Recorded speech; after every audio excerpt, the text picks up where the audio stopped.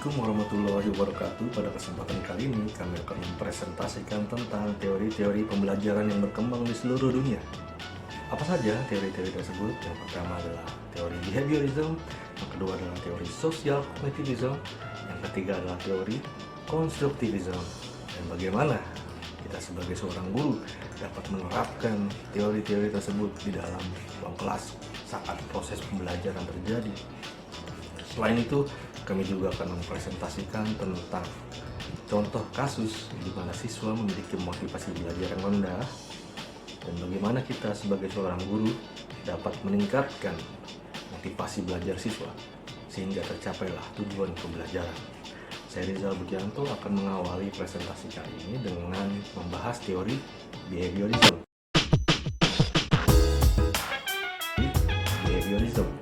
Behaviorism adalah teori pembelajaran yang berbasis pembentukan kebiasaan atau habit formation. Dalam teori ini ada 3 kata kunci yang perlu kita ketahui. Yang pertama adalah stimulus, yang kedua adalah response, yang ketiga adalah reinforcement.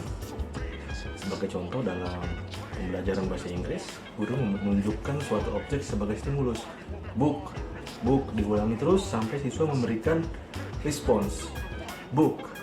Kemudian guru memberikan reinforcement dengan memuji good. Kemudian dalam konteks yang lebih umum, penerapan teori behaviorism adalah guru mengajarkan sesuatu dari yang sederhana, simple, sebelum mengajarkan sesuatu yang lebih kompleks.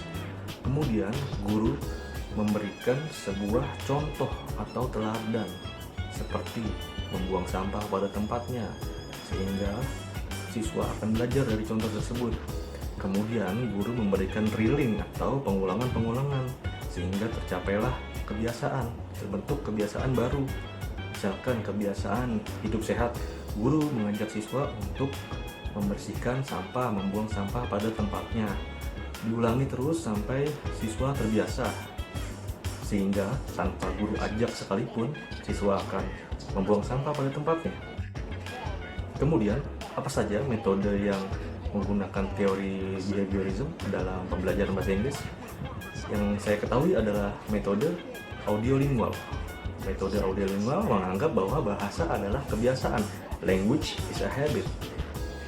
Jadi siswa diberikan pengulangan seperti tadi, book, atau kalimat-kalimat lain dalam bahasa Inggris untuk siswa agar terbiasa mengucapkan sesuatu dalam bahasa Inggris. Jadi menurut saya metode ini sangat cocok untuk mengajarkan skill atau melatih skill pronunciation atau pengucapan.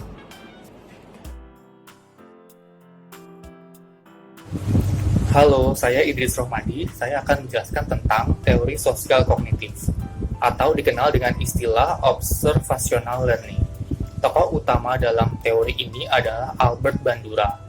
Beliau memandang perilaku individu tidak semata-mata refleks otomatis atas stimulus, melainkan juga akibat reaksi yang timbul sebagai hasil interaksi antara lingkungan dengan skema kognitif individu itu sendiri. Selanjutnya, penerapan teori kognitif sosial dalam pembelajaran dalam kelas, yaitu seorang guru harus dapat menciptakan kondisi suasana yang riang dan menarik dengan cara memberikan materi dengan model pembelajaran yang bervariasi, agar seorang siswa tidak jenuh saat pembelajaran. Belajar memberikan ruang bagi siswa untuk terjadi proses berpikir, emosional, dan fisik. Kemudian, cara-cara yang digunakan antara lain: 1. Memberikan pertanyaan-pertanyaan ketika proses pembelajaran berlangsung. 2. Mengerjakan latihan pada setiap akhir suatu bahasan. 3. Membentuk kelompok belajar. 4. Menerapkan pembelajaran kontekstual, kooperatif, dan kolaboratif.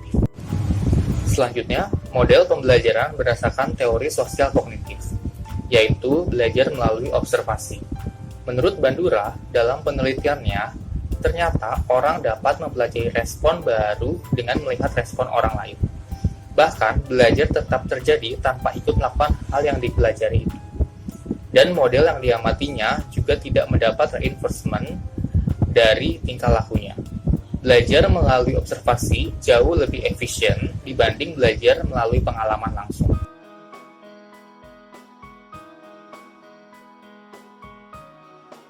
Baik, saya Agung Nugroho. Saya akan membawakan teori konstruktivisme. Menurut Piaget, manusia memiliki struktur pengetahuan dalam otaknya, seperti sebuah kotak-kotak yang masing-masing memiliki makna yang berbeda-beda. Pengalaman yang sama bagi seorang akan dimaknai berbeda oleh masing-masing individu dan disimpan dalam kotak yang berbeda-beda. Dalam hal ini, setiap orang memiliki pengetahuan masing-masing ketika mendapat pengalamannya yang akan mempengaruhi sudut pandang terhadap hal baru yang dilihat atau diketahui.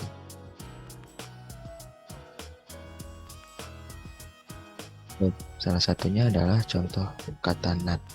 Jika nut diucapkan dalam sekolah SMA, kemungkinan besar anak SMK akan memperhatikan sebuah biji-bijian atau kacang-kacangan.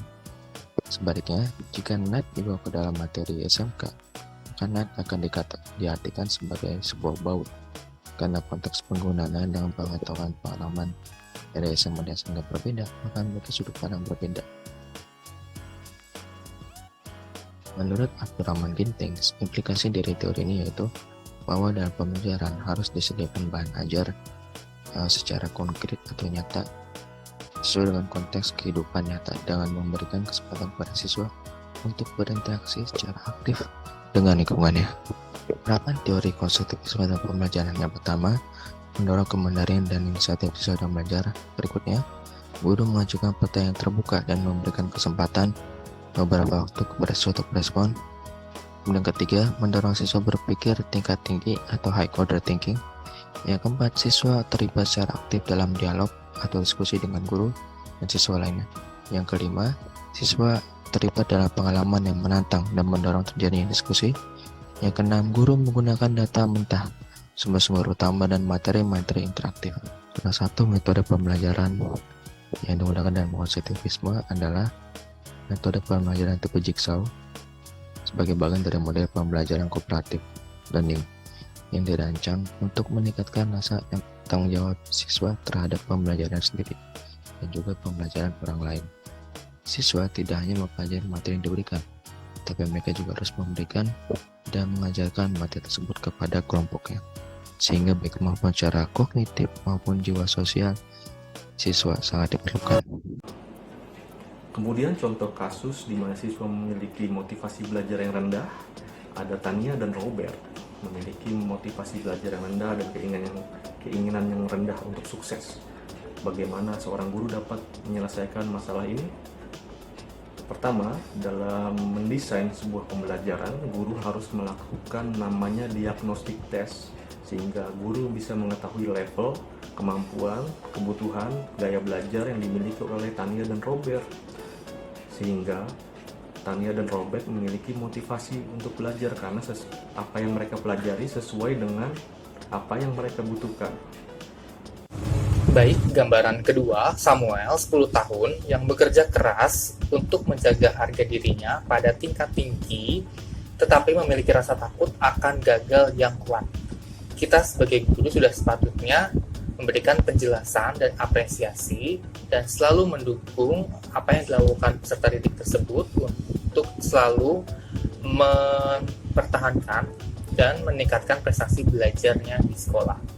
Karena hari ini lebih baik daripada hari kemarin. Salah satu contoh kasus, Sandra yang berumur 13 tahun yang tenang di kelas yang meremehkan keterampilan mereka.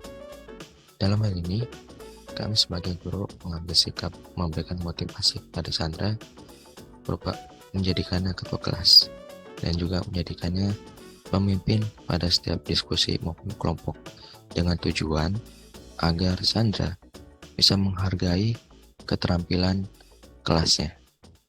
Itu salah satu